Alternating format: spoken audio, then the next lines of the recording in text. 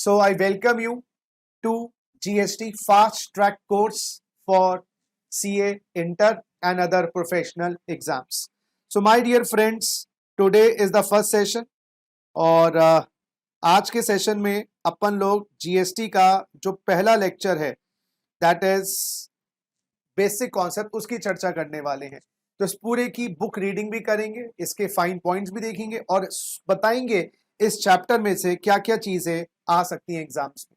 So my dear friends, first of all GST stands for goods and services tax, that obviously you must be knowing. Goods and services tax, yes my dear friend, goods and services tax.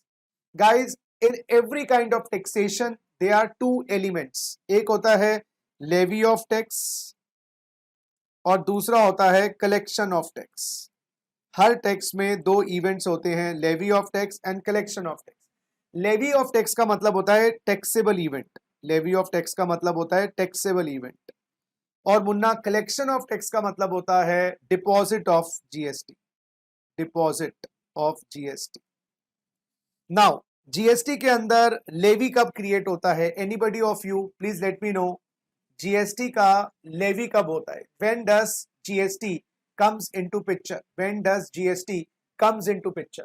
हाँ जी बताइए, when does GST comes into picture? फटाफट in the short आप मुझे chat box में बताइए, when does GST come into picture?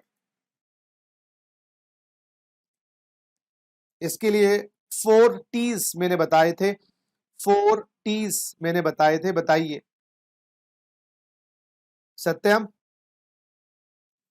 शोभा, हाँ बिल्कुल शोभा ने भी सही बोला, 4 T's। 4 T's मतलब 4 T।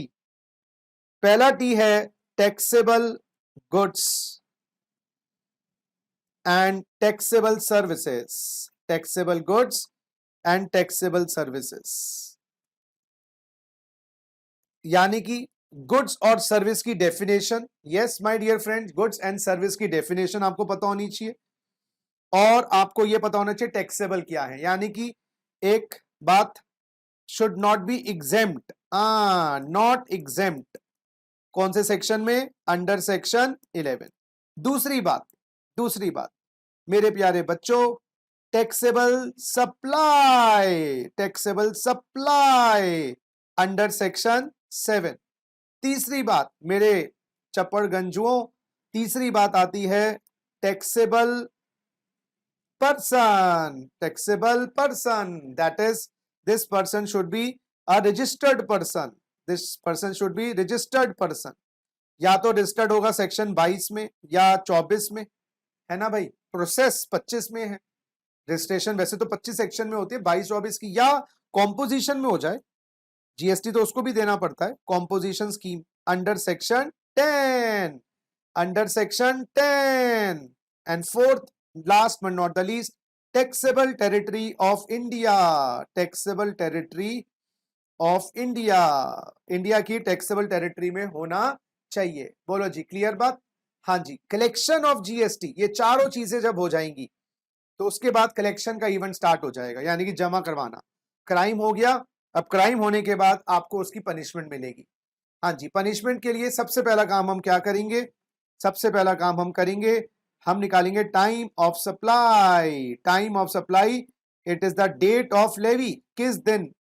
डेट ऑफ लेवी, और ये हमारी निकलेगी सेक्शन 12 और सेक्शन 13 के अंदर, टाइम ऑफ सप्लाई, जिसको हम कहेंगे टीओएस। टीओएस आने के बाद हम निकालेंगे क्या? Value of supply, value of supply, कितने वैल्यू पे लगाना है? Value of supply, value of supply section 15।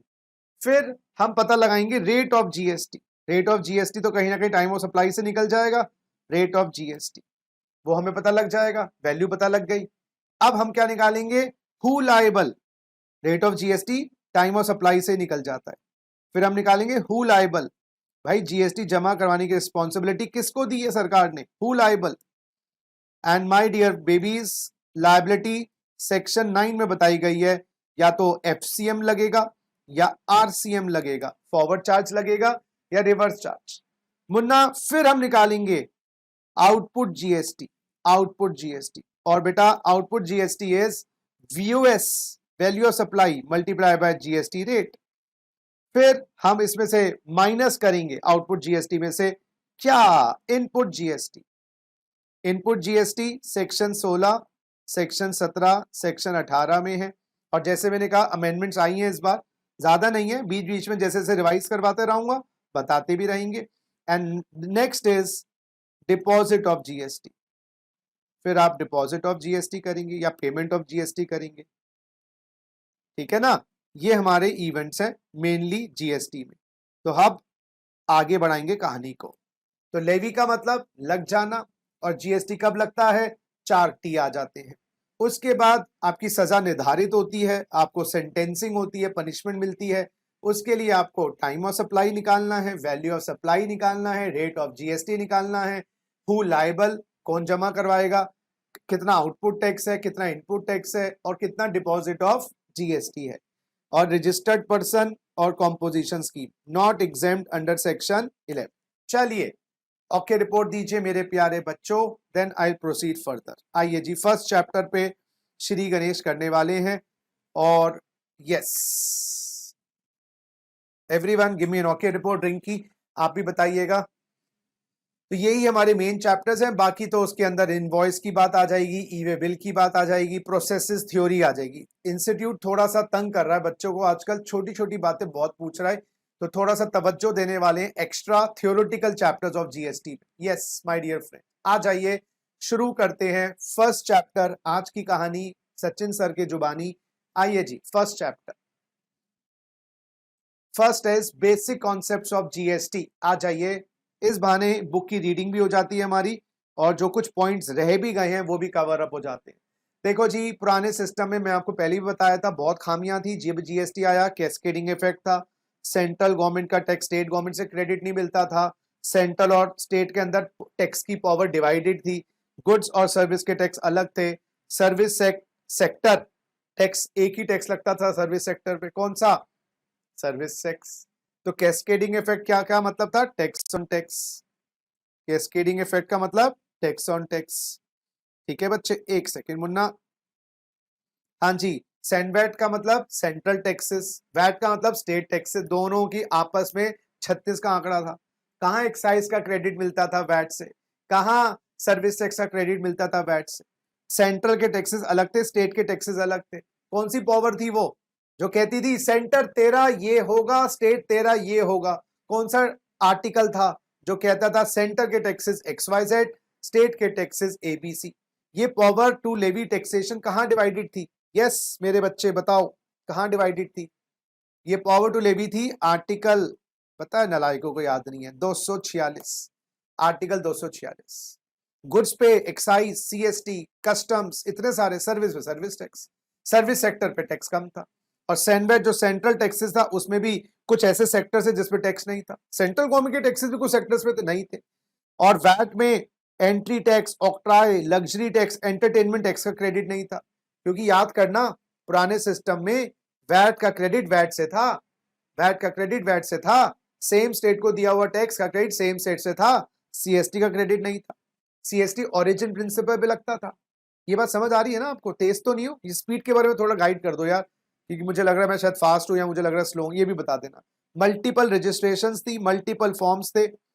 बहुत बढ़िया बच्चे, वेरी गुड।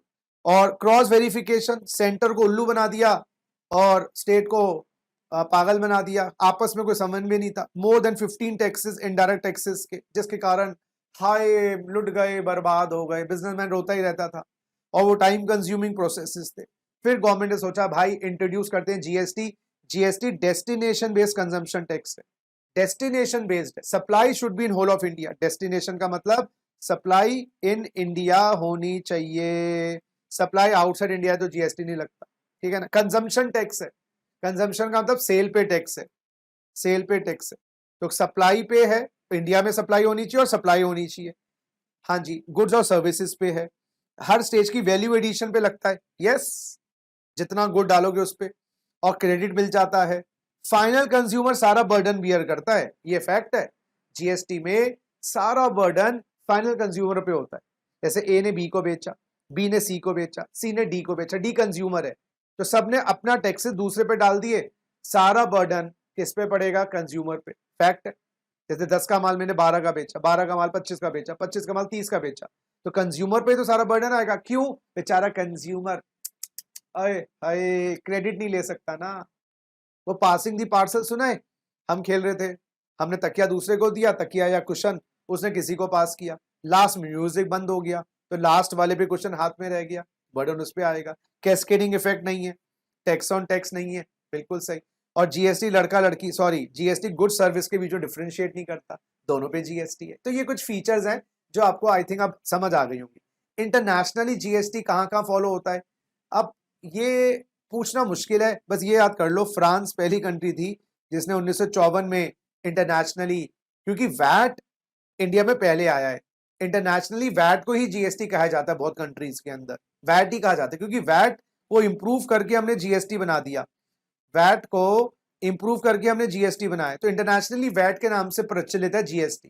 इंडिया में वैट पहले लेके आए थे, वो वैसे कमी निकली तो जीएसटी बदल दिया। तो पहली कंट्री इंडिया से बाहर ये थी, ये ज्यादा दिमाग रखने की जरूरत नहीं है। हाँ, इंडिया ने कैनेडियन मॉडल से जीएसटी को कॉपी किया है। हाँ कॉपी नहीं, ना ना ऐसे नहीं बोलो सर, ना ना ना ना ना, कॉपी नहीं कॉपी नहीं कॉपी नहीं, इंस्पायर, हम इंस्पायर हुए, हम कॉपी नहीं करते। ठीक है जी। उसके बाद history of GST in India, इसमें यार क्या याद करें सर, डेट्स तो बहुत सारी हैं। Good evening Alina, good evening बच्चे, बहुत सारी डेट्स हैं। अब बेटा मैं ये तो नहीं बोलूंगा डेट्स याद करो, इसके जो प्रमुख प्रमुख की क्या चाबी, अरे की के तब मेन डेट्स बता देता हूँ। केलकर शाह मॉडल पे जीएसटी बना है, उन्होंने भी कनाडा के मॉडल से इंस्पिरेशन ली थी। कमिटी बिठा देते हैं ना हमारे देश में, कुछ भी काम उन्हें तो ये अजय केलकर और विजय शाह, विजय केलकर और Ajay Shah, I think not पूरा नाम इनका, ये अर्थशास्त्री थे भैया। सो विजय केलकर, अजय केलकर, विजय सर क्या क्या नाम है, विजय केलकर अजय शाह, हाँ केलकर शाह याद कर लो यार, क्या सरनेम भी याद रख लो यार, पूरा नाम क्या याद करना है। केलकर शाह मॉडल और दूसरा कैनेडियन मॉडल पे हमारा बेस्ड है। अब बहुत इंपॉर्टेंट बात है, जीएसटी आने से पहले हमारे कॉन्स्टिट्यूशन में बहुत सारी ऐसी चीजें थी जो जीएसटी लाने में बाधा डाल रही थी।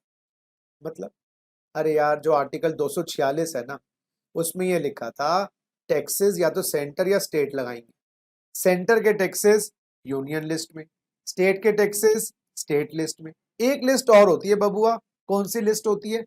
एक लिस्ट और होती है बबुआ, कौन सी लिस्ट होती है?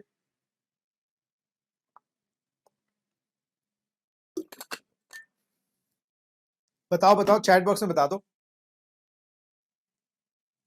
Concurrent list. अनफॉर्चुनेट, बहुत बढ़िया सही जवाब, इसके लिए आपको मिलते हैं 1 भी रुपया नहीं।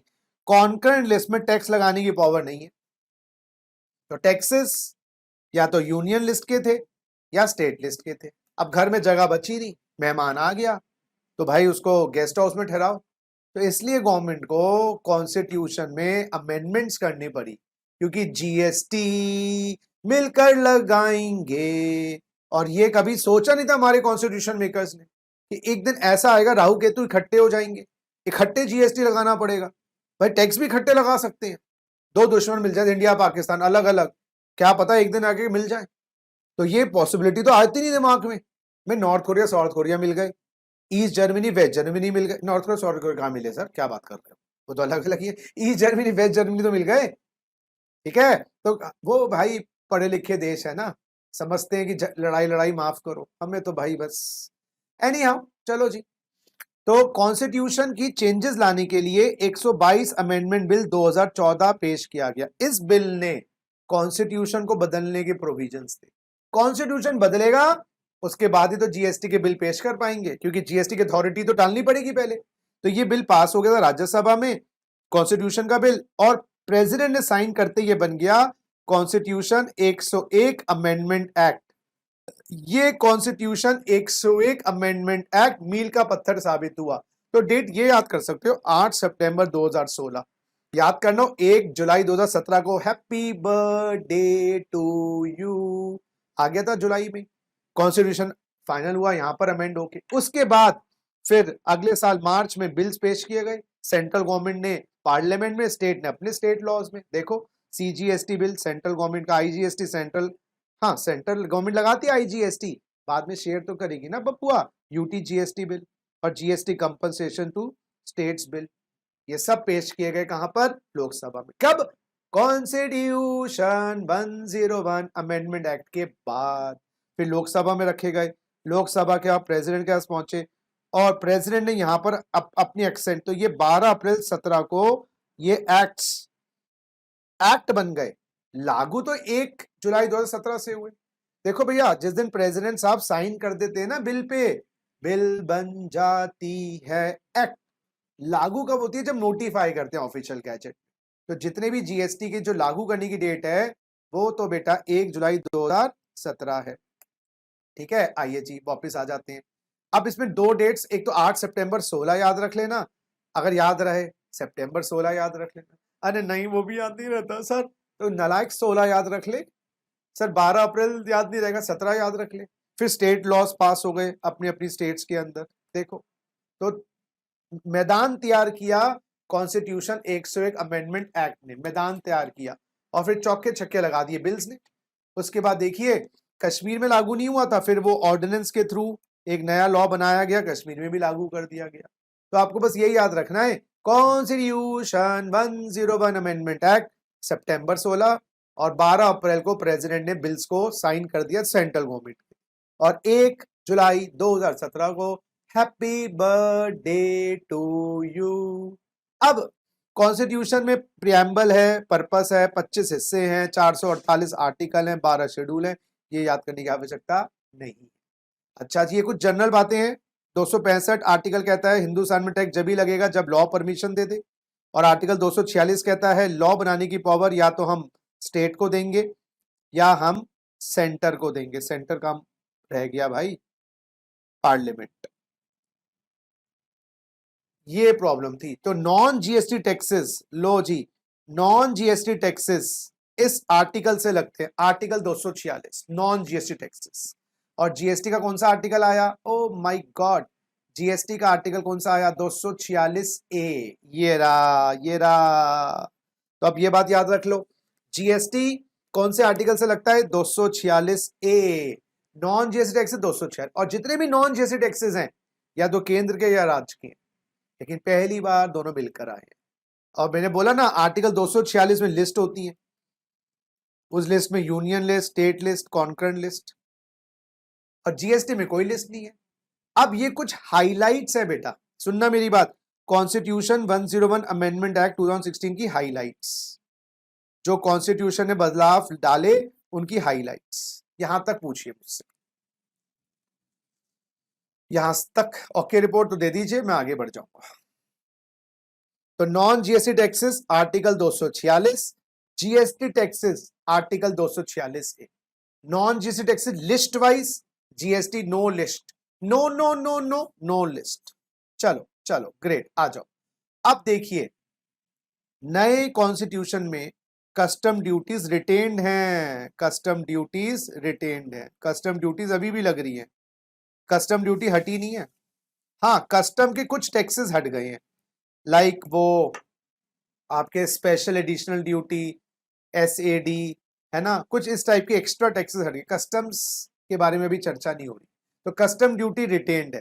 तो इंपोर्ट ड्यूटीज अभी भी लग रही हैं, यस, एक्सपोर्ट ड्यूटीज अभी भी लग रही है। अब देखिए ये है Munna excise duty, central government की एक्साइज ड्यूटी, जो पहले pin pin safety pin, all pin से लेकर एरोप्लेन तक लगती थी, अब सेंट्रल गवर्नमेंट की, यूनियन लिस्ट की बात कर रहा हूं जो अमेंडमेंट के बाद है, 2 आइटम पे लगती है, 5 पेट्रोलियम प्रोडक्ट्स और टोबैको प्रोडक्ट्स।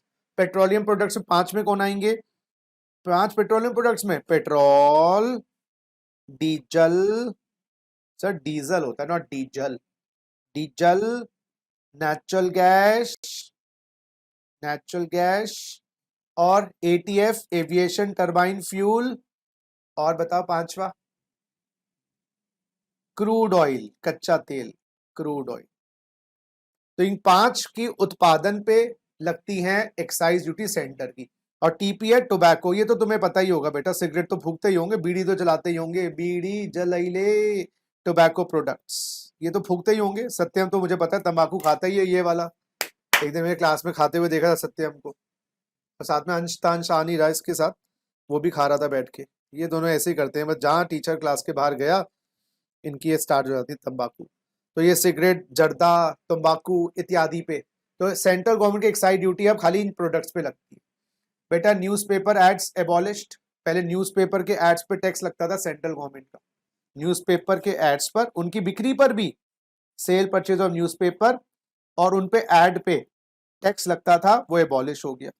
तो याद रखना अब न्यूज़पेपर की सेल पर और उस पे टैक्स, हाँ जो होगा जीएसटी होगा, अलग से कुछ नहीं होगा। Taxes on sale of purchase on newspaper हट गया, एडवर्टीजमेंट उस पे भी हट गया। नेक्स्ट देखें, इंटर स्टेट सेल, पहले सीएसटी होता था, सेंट्रल सेल टैक्स, वो एबॉलिश हो गया, सीएसटी एबॉलिश हो गया। एंट्री रखी हुई है, एंट्री एबॉलिश नहीं करी, एंट्री रखी हुई 92 है, एबॉलिश नहीं करी, सीएसटी एबॉलिश हो गया।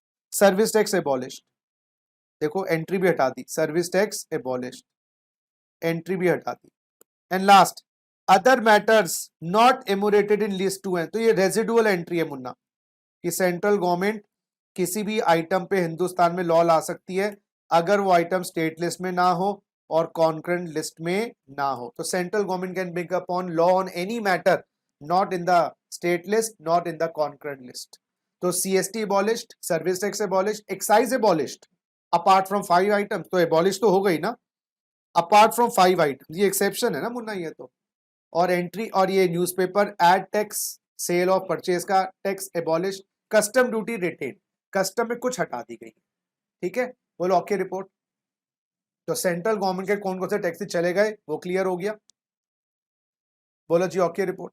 स्टेट के टैक्सेस देख लीजिए, लैंड और बिल्डिंग पे, लैंड और बिल्डिंग पर जो टैक्सेस होते हैं बेटा वो चल रहे हैं, हाँ क्योंकि जीएसटी लैंड बिल्डिंग पे नहीं है ना बच्चे, तो लैंड बिल्डिंग पे जो स्टेट टैक्सेस हैं वो चल रहे हैं। अच्छा लैंड बिल्डिंग में जीएसटी होता नहीं, ये लैंड एंड बिल्डिंग के टैक्सेस चल रहे हैं बेटा। और ये क्या चल रहा है बेटा, ये एक्साइज, स्टेट एक्साइज ड्यूटी है भी है, हाँ state excise duty retained, state की एक्साइज ड्यूटी भी चल रही है, हाँ चल रही है, किस पर, देदारू, देदारू, हाँ ये तुम्हें आइडिया तो होगा, मुझे तो नहीं है भाई। Alcoholic liquor for human consumption, उसकी उत्पादन पे स्टेट एक्साइज, और ये इसका आइडिया शायद हो, इंडियन हेम्प, ये ड्रग्स, नारकोटिक्स, ड्रग्स, गांजा, अफीम, सत्यम ये भी शायद मुझे लग रहा है तुम्हें आदत थी, तुम कह रहे थे, तो ये तो ये तो ये चरस, गांजा, अफीम और भांग। लेकिन अगर अल्कोहल टॉयलेटरीज में है, टॉयलेटरीज में अल्कोहल, टॉयलेटरीज कॉस्मेटिक्स में है, डिओड्रेंट्स में है, मेडिसिन में है, बताओ इसका क्या ट्रीटमेंट है। ड्रग्स, नशीले पदार्थ, अगर टॉयलेटरीज, कॉस्मेटिक, मेडिसिन में है तो बेटा ये जीएसटी में आ गए हैं। अच्छा तो दोबारा रिपीट करो, लैंड बिल्डिंग पे कोई जीएसटी नहीं है, इसलिए पुराने टैक्स चल रहे हैं लैंड बिल्डिंग के ऊपर। अच्छा बच्चे, एक्साइज ड्यूटी स्टेट की कहां पर है, दारू पे, और अफीम, चरस, गांजा, भांग इस पर। लेकिन ये दारू होता है अल्कोहल का कुछ मात्रा सैनिटाइजर्स में होता है, अल्कोहल का कुछ मात्रा डिओड्रेंट्स में होता है, उन सब पे आपका जीएसटी आ चुका है। लिखा है ना इंडियन है excluding medicine and toilet preparations. अच्छा बेटा एंट्री टैक्स एबॉलिश्ड, ये एंट्री टैक्स था, एबॉलिश हो गया जीएसटी आने के बाद। बिजली की बिजली की कंजम्पशन और सेल पर electricity taxes retained, electricity taxes retained, entry है, तो इलेक्ट्रिसिटी पे जीएसटी नहीं है, इलेक्ट्रिसिटी पे जीएसटी नहीं है। अब वैट चल रहा है मुन्ना, वैट, वैट एबॉलिश्ड, हम ऐसे लिखेंगे क्योंकि मेजॉर, लेकिन रिटेन्ड कहां पर है, ये एक्सेप्शन है। अच्छा तो वैट किस पे रह गया, 5 पेट्रोलियम प्रोडक्ट और दारू पे है, तो दारू पे स्टेट की एक्साइज, स्टेट का वैट, इसलिए तो छोड़ते नहीं, क्या नहीं छोड़ते, पीना की बात नहीं कर रहा तो दारू पे स्टेट की एक्साइज, स्टेट का वैट। अच्छा सुनना, तंबाकू पे सेंट्रल का एक्साइज, बिक्री पे बताओ तंबाकू पे क्या है, तंबाकू पे स्टेट सेंटर का एक्साइज था, बिक्री पर क्या है, वैट तो नहीं है, बिक्री पे जीएसटी है तंबाकू पे। तंबाकू एक ऐसा प्रोडक्ट है जो दोनों में है, उत्पादन पे सेंटर की एक्साइज, बिक्री पर वैट तो यहां पर ही है, तो बिक्री पे जीएसटी है। एल्कोहलिक, अब इसको ऐसे कर सकते हो, लो समझा देता हूं, लो मेरे प्यारे बच्चों, ओल्ड टैक्सेस, आप लोग बताना, old taxes GST, alcoholic liquor for human consumption, बेटा ओल्ड टैक्सेस हैं, जीएसटी नहीं है। अब क्या क्या ओल्ड टैक्सेस हैं, इसकी मैन्युफैक्चरिंग पे स्टेट एक्साइज, इसकी सेल पर, बोलो सेल पर वैट। अच्छा, 5 petroleum products old taxes, GST नहीं है। मैन्युफैक्चरिंग पे सेंट्रल एक्साइज, और सेल पर मुन्ना वैट, और तंबाकू पे, टोबैको प्रोडक्ट्स पे बेटा ओल्ड भी है न्यू भी है। सर कैसे कैचे कैचे कैचे, अरे नालायक, इसकी मैन्युफैक्चरिंग पे तो सेंट्रल एक्साइज, और इसकी बिक्री पर जीएसटी। बोलो क्लियर बात, लो जी, लो ऐसे है ये बात, कॉपी कर लो। तो इस टाइप के ना शॉर्ट क्वेश्चन बन सकता है ये।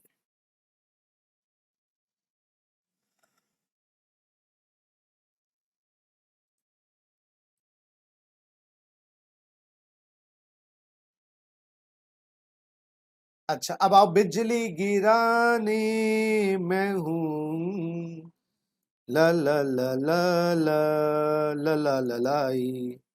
इस पे ओल्ड टैक्सेस ही हैं, न्यू है ही नहीं बिजली पर।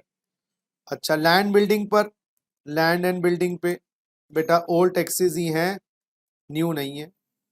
लो जी, क्लियर बात। तो वैट कहां पर है, एक्साइज कहां पर है, सेंट्रल एक्साइज कहां पर है, ये क्लियर हो गई। चलो जी आ जाओ, चलो जी आ जाओ बेटा वापस।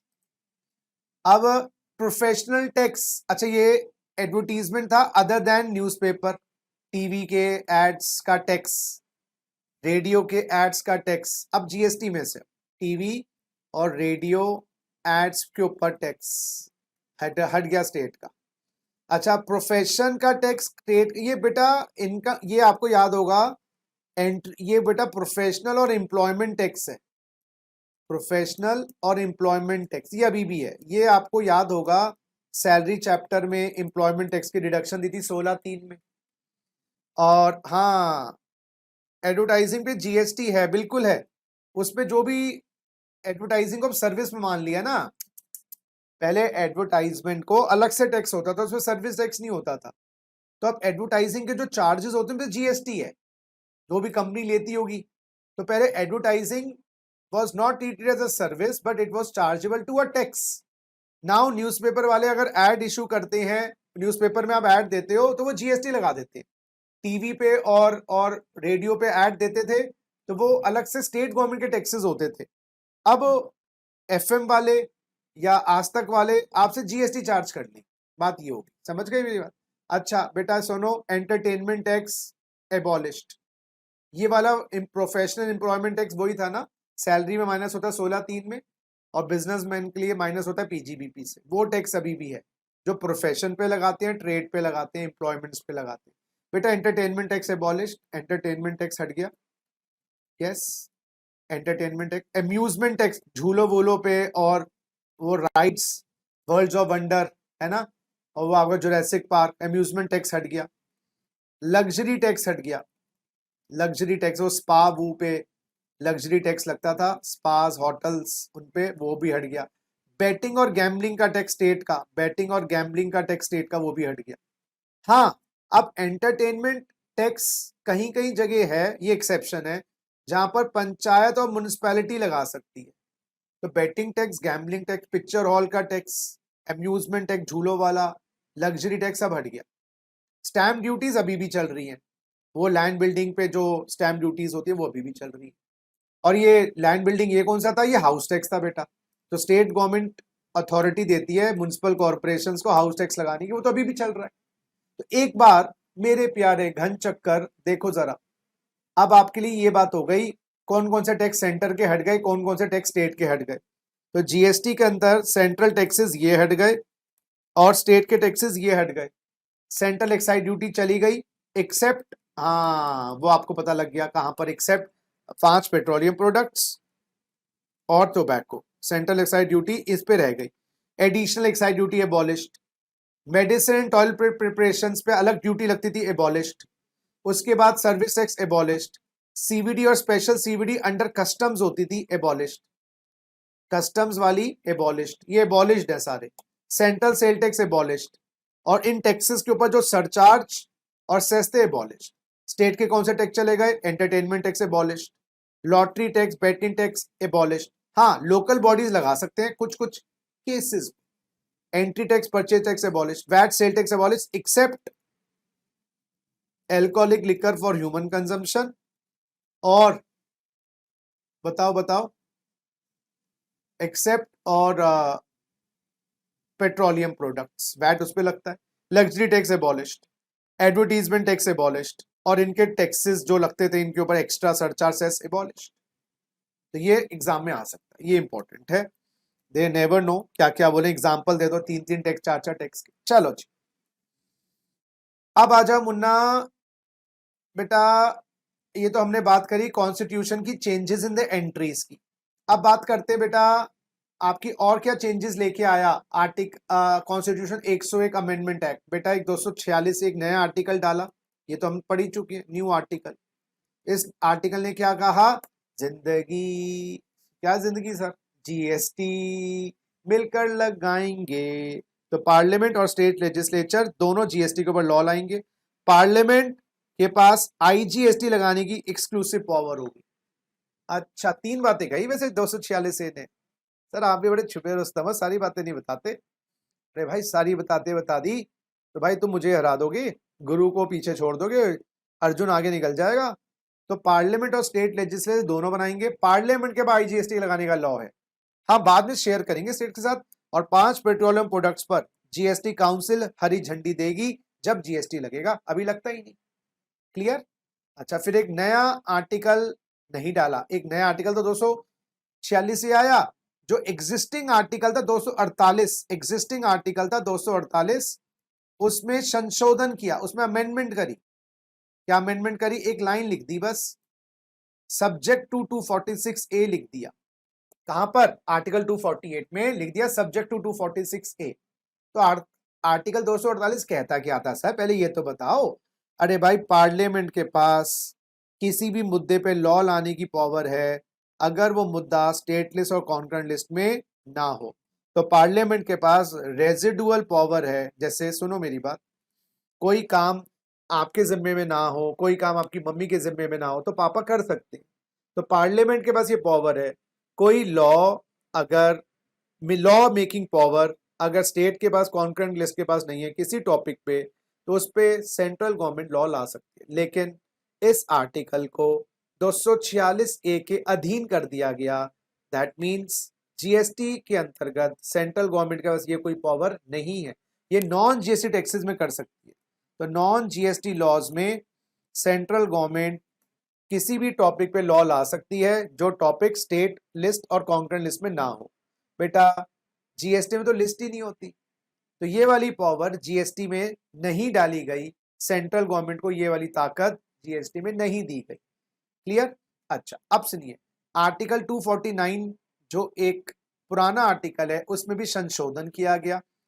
अब सर आर्टिकल 249 कहता क्या है? संशोधन बाद में। आर्टिकल 249 कहता है कि पार्लियामेंट कभी कभार देश हित में स्टेट लिस्ट के आइटम्स पे भी लॉ ला सकती है। भाई देश हित की बात है ना भाई, जब देश हित की बात आएगी, परिवार के मान सम्मान की बात आएगी, तो पार्लियामेंट स्टेट लिस्ट के आइटम्स पे भी लॉ ला सकती है। तो मुद्दा ये आया, क्या पार्लियामेंट जीएसटी में भी नेशनल इंटरेस्ट में स्टेट गवर्नमेंट के लॉज खुद बना सकती है? यस, इंक्लूडिंग जीएसटी कर दिया। अच्छा ऊपर वाले को लिखा था एक्सक्लूडिंग जीएसटी, बट यहां पर पार्लियामेंट को पावर दे दी गई है देश हित में नॉन जीएसटी टैक्सेस भी लगा सकती है। नॉन जीएसटी टैक्सेस जो स्टेट के हैं उसको उसके ऊपर भी लॉ ला सकती है, और देश हित में जो जीएसटी स्टेट का है उस पर भी लॉ ला सकती है देश हित में। नेशनल एक्सेप्शनल केसेस हो गया ना बेटा, एक्सेप्शनल केसेस। ठीक है सर, अगर देश में इमरजेंसी लग जाए, इसमें भी अमेंडमेंट आई है, क्या देश में इमरजेंसी आपातकालीन लग जाए तो पार्लियामेंट स्टेट लॉज भी बना सकती है, या तो इमरजेंसी में या देश हित में।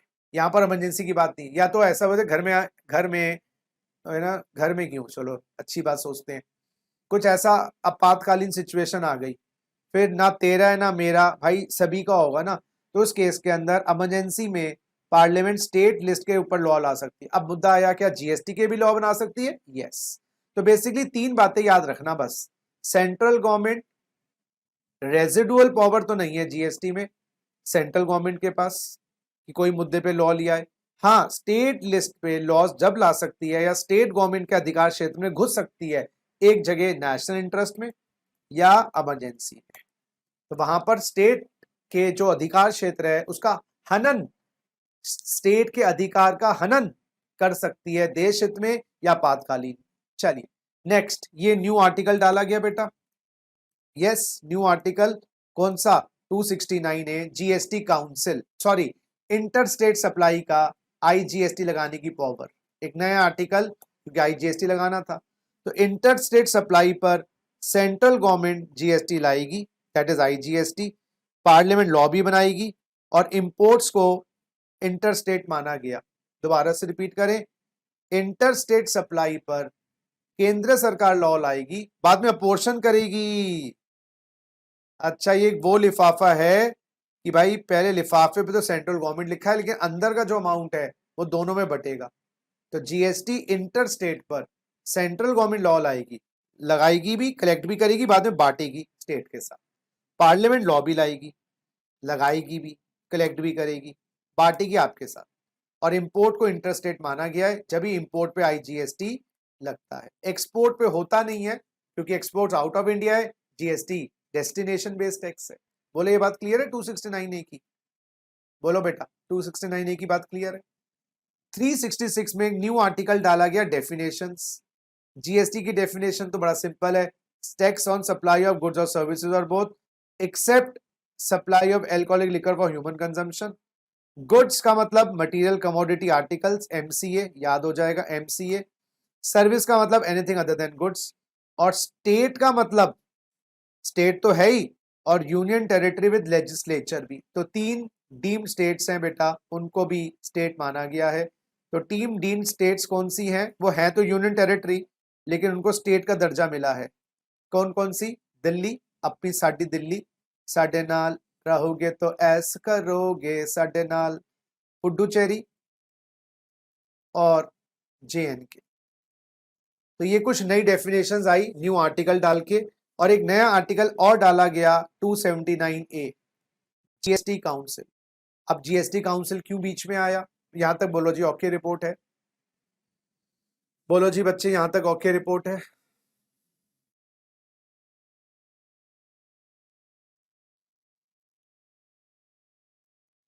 ग्रेट।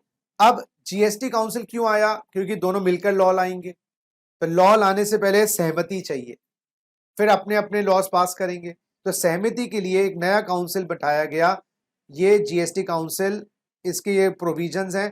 प्रेसिडेंट ने अपॉइंट कर दिया जीएसटी काउंसिल 15 सितंबर 16 को। देखिए जरा, 33 मेंबर्स हैं मुन्ना जीएसटी काउंसिल में, ये इंपॉर्टेंट है। एक चेयरमैन निर्मला सीतारमन जी जो फाइनेंस मिनिस्टर है बेटा। हमारी 28 + 3 स्टेट्स हैं, 28 एक्चुअल, 3 डीम्ड, 31 मेंबर ये हो गए, 32 हो गए, 33 चाहिए। एक हमारा union minister of state in charge of revenue of finance, एक ये बेटा छोटा बच्चा ना समझ के ना टकराना रे, जुबी जुबी झुम झुम, छोटा फाइनेंस मिनिस्टर ये बड़ा फाइनेंस मिनिस्टर होता है निर्मला सीतारमन जी। अच्छा, ये आपको शायद पता ना हो, हमारे देश में जितने भी यूनियन मिनिस्टर्स हैं, यूनियन मिनिस्टर सेंट्रल गवर्नमेंट के मिनिस्टर्स, उनके नीचे एक छोटा मिनिस्टर भी काम करता है। यूनियन मिनिस्टर पूरे देश को देखता है, इंटरनेशनल चीजें भी देखता है, और छोटा मिनिस्टर यूनियन मिनिस्टर के नीचे वो स्टेट साथ संबंध रखता है। फाइनेंस मिनिस्टर यूनियन का, पूरे इंडिया के फाइनेंस, छोटा फाइनेंस मिनिस्टर स्टेट के साथ वार्तालाप रखता है, उनके फाइनेंसिस की रक्षा करता है। तो 31, 32, 33 टोटल मेंबर्स हैं, ठीक है। अच्छा, अब आइए जीएसटी काउंसिल का काम किया है बेटा, वो रिकमेंड करेगी दोनों को, यूनियन स्टेट्स को, क्या टैक्स लगाने हैं, क्या एग्जेम्पशंस हैं, क्या लिमिट्स हैं, कब जीएसटी लगेगा 5 पेट्रोलियम प्रोडक्ट्स पर। स्पेशल कैटेगरी स्टेट्स कौन कौन सी हैं, याद करो, ये स्पेशल कैटेगरी स्टेट्स 11 स्टेट्स हैं, और आपको याद होगा हमने पढ़ा था इनको 279A4G, आर्टिकल 279A के अंदर, यही तो आर्टिकल 279 है। 11 स्पेशल, वो मंत्री मीना मूसा हज, याद आ गया, मंत्री मीना मूसा और हज, मणिपुर, त्रिपुरा, मिजोरम, नागालैंड, मेघालय, उत्तराखंड, सिक्किम, अरुणाचल, हिमाचल, असम, JNK, ये आपकी 11 स्पेशल कैटेगरी स्टेट्स हैं। ये स्पेशल कैटेगरी स्टेट्स 11 ही इनको क्या क्या बेनिफिट देने हैं सब डिसाइड करती है जीएसटी काउंसिल। ये बहुत इंपॉर्टेंट है, जीएसटी काउंसिल का डिसीजन 3/4 की मेजोरिटी से लिया जाता है। जीएसटी काउंसिल का डिसीजन 3/4 की मेजोरिटी से लिया जाता है, यानी कि 75% अगर हाँ करेंगे डिसीजन लिया जाएगा, 75% हाँ करेंगे डिसीजन लिया जाएगा। बेटा सेंटर के पास 1/3 वोट्स हैं, 33.33% वोट्स हैं, और स्टेट के साथ 66.67% वोट्स हैं। अब देखिए बेटा, कोई डिसीजन लेना है तो यस किया है सेंट्रल गवर्नमेंट ने, तो यानी कि उस डिसीजन पे 33.33% वोट्स आ गई।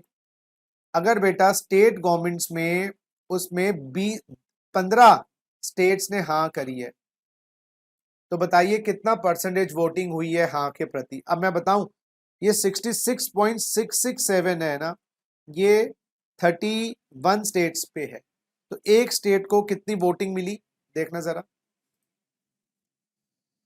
आओ बेटा एक बार देख लें, 66.67 देख लेते हैं बेटा।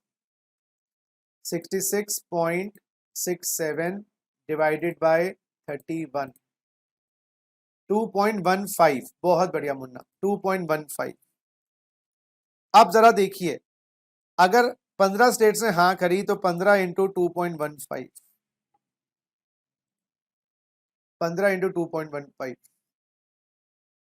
15 इंटू 2.15, 32.25, 32.25।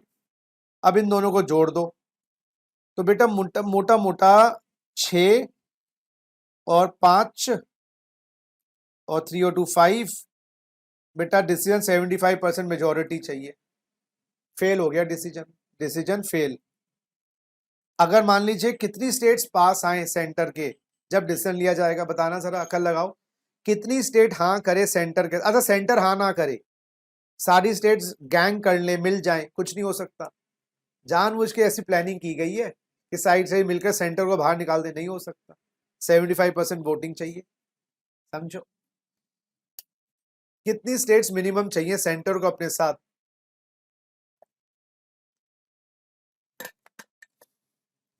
मैं बताऊं, मेरे हिसाब से 20,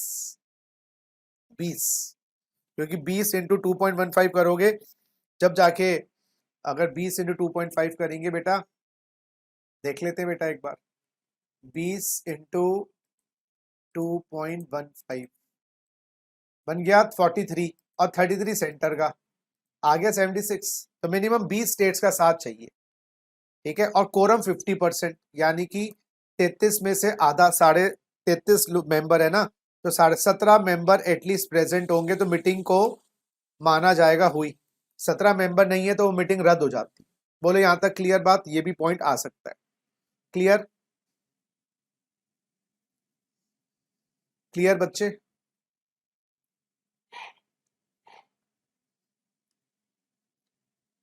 अच्छा डुअल जीएसटी है इंडिया में, दोनों मिलकर लगाते हैं।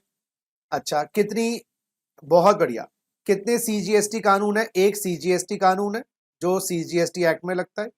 ये ऐसे कर लो, ऐसे याद कर लो, लो अगर आपकी इंट्रा स्टेट सप्लाई हुई है 31 के अंदर अंदर, हाँ तो 50% टैक्स लगेगा CGST का और 50% टैक्स लगेगा SGST का। ये लगेगा CGST एक्ट में, या SGST act. Intra union territory supply हुई है, इसमें एग्जांपल हो गया मुन्ना, महाराष्ट्र के अंदर सप्लाई हुई है, दिल्ली में सप्लाई हुई है।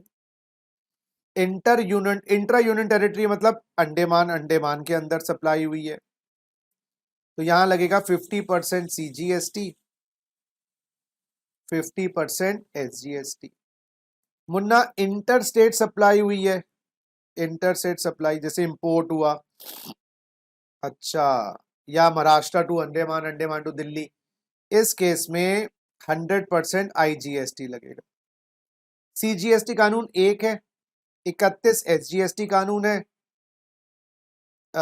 इंटर यूनियन टेरिटरी में UTGST इधर लिखना चाहिए था, UTGST लिखना चाहिए था बच्चे, UTGST। ये हो गया आपका एक, IGST एक, और एक टैक्स और लगता है इन पे, वो कुछ जैसे मोटर कार हो गया, टोबैको प्रोडक्ट्स हो गए, वो होता है GST कंपनसेशन सेस, जो GST compensation to states act के अंतर्गत लगता है, वो एक लॉ, वो तो टोटल 35 GST लॉज है देश के। लो जी, ठीक है जी, चलो याद रखिएगा इस बात को। चलिए नेक्स्ट, आ गई बात यूनियन टेरिटरी में 5 आएंगी, अंडमान, लक्षद्वीप, दादरा नगर हवेली, दमन एंड दीव, इन दोनों की शादी हो गई थी, चंडीगढ़, लद्दाख। और बेटा पता ही था आपको, जम्मू कश्मीर की 2 यूनियन टेरिटरी बन गई थी, JNK को तो यूनियन टेरिटरी में स्टेट लेजिस्लेचर माना गया है, इसको तो स्टेट का दर्जा मिल गया है ना, और लद्दाख को यूनियन टेरिटरी माना गया। तो JNK को 2 हिस्सों में विभाजित किया गया, और JNK को यूनियन टेरिटरी व स्टेट का दर्जा मिला GST में, लद्दाख यूनियन टेरिटरी में आई है, आ गया। JNK will have the status of a state, Ladakh will have a status of a UT। और 26 जनवरी 20 को, ये डेट याद करने की जरूरत नहीं है, दादरा नगर हवेली और दमन एंड दीव का मर्जर हो गया। अच्छा, IGST लगता है, GST कंपनसेशन सेस लगता है। हमारे GST में हार्मोनाइज सिस्टम ऑफ नॉमेनक्लेचर है, इसकी डिटेल चर्चा करेंगे आगे इनवॉइस में, जो आपका 8 डिजिट कोड होता है और गुड्स को क्लासिफाई किया गया, तो इसके बारे में थोड़ी चर्चा डिटेल में करेंगे, HSN के बारे में। और सर्विस की classification SAC, bus service accounting code, logic समझ लो। प्लास्टिक है, प्लास्टिक के अंदर भी कुछ कुछ हल्की क्वालिटी वाला, कुछ बेटर क्वालिटी वाला, या इसको ऐसे समझो, कपड़ा है, पॉलिएस्टर का है, नायलॉन का है, वूल का है, पिक्चर ट्यूब्स हैं, और टेलीविजन है, प्लाज्मा है, लेड है, तो अलग अलग गुड्स को ना 8 डिजिट क्लासिफिकेशन में दिया गया है, तो दैट में पता रहे कि कौन से गुड्स, ये इंटरनेशनल कॉन्सेप्ट है, तो जब HSN कोड बोलेंगे तो दूसरी कंट्री में भी कहीं ना कहीं वो मिलता जुलता कोड होगा, तो वो समझ जाएंगे कौन सा प्रोडक्ट। GST में लिमिटेशन, रजिस्ट्रेशन करवाना पड़ता है, 10 लाख से ऊपर है, 20 लाख से ऊपर है, 40 लाख से ऊपर है, ये भी करेंगे। कॉम्पोजिशन स्कीम 2 है, 10(1) वाली है और 10(2)A वाली है, इसकी चर्चा भी करेंगे। सेक्शन 11 में GST की एग्जेम्पशंस है। ITC किस प्रकार से लिया जाता है, ये ITC के चैप्टर में बताएंगे कि IGC का क्रेडिट IG से लेना है, बचा हुआ CG SG, वो जो प्रायोरिटी ऑफ सेट ऑफ है आगे जाके करेंगे। GST का कॉमन पोर्टल है gst.gov.in, this is the one stop solution जो मैनेज करती है GSTN, goods and services network. इस वेबसाइट को, इस पोर्टल को, सारा मैनेजमेंट का हिस्सा है GSTN का। GSTN क्या है, एक सेक्शन 8 कंपनी बनाई गई है, इन्फोसिस उसको मैनेज करती है, कंपनी मैनेज करती है पोर्टल को, उसी पोर्टल के थ्रू आपकी रिटर्न जाती है, उसी पोर्टल के थ्रू रजिस्ट्रेशन होती है, उसमें सारी इंक्वायरीज आती हैं। तो ये पोर्टल ही एक सिंगल वन स्टॉप सॉल्यूशन है। फिजिकली इतना काम होता नहीं जितना GST में ऑनलाइन ही है सारा, फिर उसमें ये सब हम पढ़ते हैं। GST के अंदर गवर्नमेंट ने कुछ GSTN ने कुछ लोगों को, IT कंपनीज को, फाइनेंशियल टेक्नोलॉजी कंपनीज को GST सुविधा प्रोवाइडर्स का दर्जा दिया है कि आप लोगों को हेल्प करो रिटर्न्स फाइल करने में, लोगों को हेल्प करो रजिस्ट्रेशन करवाने में। फिर कुछ कुछ आपके एप्लीकेशन सर्विस प्रोवाइडर्स भी बने जो एप्स बनाएंगे, जो सॉफ्टवेयर बनाएंगे, तो वो सॉफ्टवेयर के थ्रू ही अपलोड होंगी चीजें। तो GST सुविधा provider is like an entity जो आपको हेल्प करता है फाइलिंग में, but they also require software, तो एप्लीकेशन सर्विस प्रोवाइडर सॉफ्टवेयर बनाते हैं। और टैक्सेस जो GST में सब्स्यूम होते हैं, और GST के बेनिफिट्स, इंडिया 1 नेशन 1 टैक्स बन चुका है, 1 नेशन 1 टैक्स, लेकिन वन टैक्स की जगह मैं इसको 5 टैक्सेस कह सकता हूँ कि आ गए हैं। कैस्केडिंग है हटा दिया गया है, मल्टीपल टैक्सेस हट गए हैं, डबल टैक्सेशन बहुत हद तक रिड्यूस हो गई, खत्म हो गई। मेक इन इंडिया को इनिशिएटिव मिला है, क्यों? अब आपको क्रेडिट मिल जाता है तो आपको बूस्ट मिलता है, बाहर से लाने की जरूरत ही नहीं है। और गवर्नमेंट को रेवेन्यू इसलिए मिलते हैं कि reduce tax evasion, reduce tax evasion. तो ये हमारा अपन लोगों का पहला चैप्टर आज जीएसटी का शुभारंभ हो गया है और अगले सैटरडे को जीएसटी का समापन होगा। चलिए, सो आज की क्लास मजा आया, 1 घंटा पता नहीं चला कब बातों बातों में निकल गया। चलिए जी, आपका भी अब संडे आ रहा है, एंजॉय करिए। अरे सर, हम क्या एंजॉय करेंगे, हम तो स्टूडेंट हैं। बेटा ठीक बात कह रहे हो, वैसे पढ़ाई करो। चलो जी, टेक केयर बच्चों, मिलते हैं। और मंडे का शेड्यूल मैं आपको बता दूंगा किस टाइम पे कैसे मिलेंगे, क्योंकि मंडे को मैं आऊँगा 6 साढ़े 6, तो देख लेते हैं 8 से 10 रखना है, कैसे रखना है। ट्यूसडे को तो लंबी क्लास ले सकते हैं। एग्रीकल्चर इनकम में सेक्शन गलत लिख दिया तो 0 मिलेंगे। सेक्शन गलत लिखने से कुछ नुकसान नहीं होता, सेक्शन गलत लिखने से कोई इतना फर्क नहीं, आंसर सही होना चाहिए, बंदा सही हो, जबान फिसल जाए कोई दिक्कत नहीं। तो इसीलिए आप सेक्शन गलत लिख दो, लेकिन आंसर सही होना चाहिए। 0 तो नहीं मिले, डोंट वरी। वो बंदा बोलेगा सेक्शन गलत लिख, हाँ थ्योरी का क्वेश्चन था, सेक्शन गलत लिख दिया फिर बात अलग है, लेकिन कैलकुलेशन का आंसर अगर सही है तो टेंशन ना। चलो बच्चों, take care, god bless you, enjoy your life. Saturday night है, पार्टी करो, कल संडे आराम से सो। इतनी भी क्या जल्दी है यारो, दिन पड़े हैं बरसों, हैं मजाक कर रहा हूँ। टेक केयर, बाय बच्चों, बाय।